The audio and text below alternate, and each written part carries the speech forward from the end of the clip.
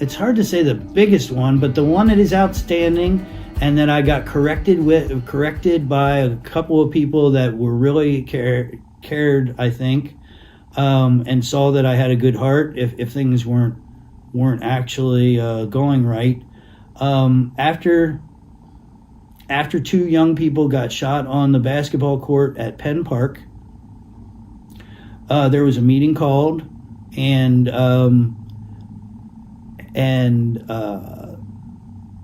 all of the people, I believe all the people that were at the meeting, it was on the basketball court, and I believe all the people that were on the court were African American, and I was the only white person there, and I did,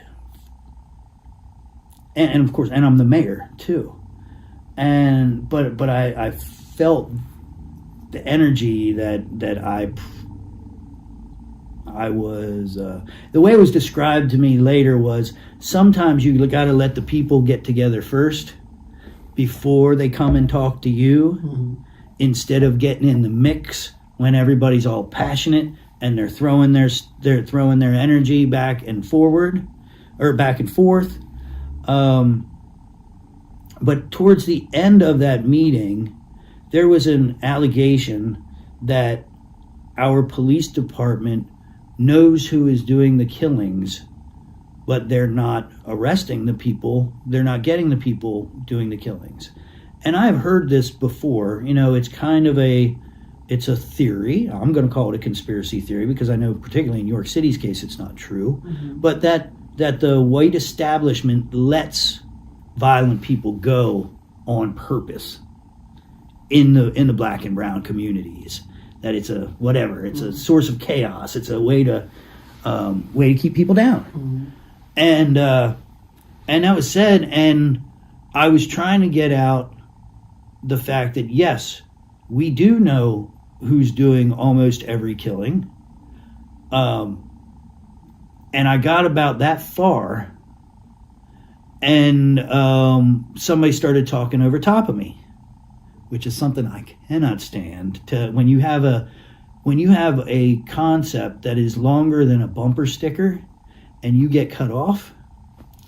So I was like, yo, you're cutting me off. And then I raised my voice, so then it all looked like I was yelling. And even though I was cut off, and even though nobody said anything that night, the next day there was this social media uprising that I had said that this York City cops know who's doing the murders and we don't arrest them. When the issue is we don't arrest them because we can't arrest people when we don't have the evidence or the witnesses to get the DA to follow through or the judges to give the warrants. Yes. So there are multiple times, and not that many because our detectives have a great closure rate here, like about 66% of the people, we don't want to see any murders, but when we do, our detectives and our police close. That means to arrest, not just identification, to arrest 66% of the violent criminals that have committed these acts. So, which is higher. The national average is like 61%. So, we're doing better than normal. There aren't hundreds of unsolved murders out there.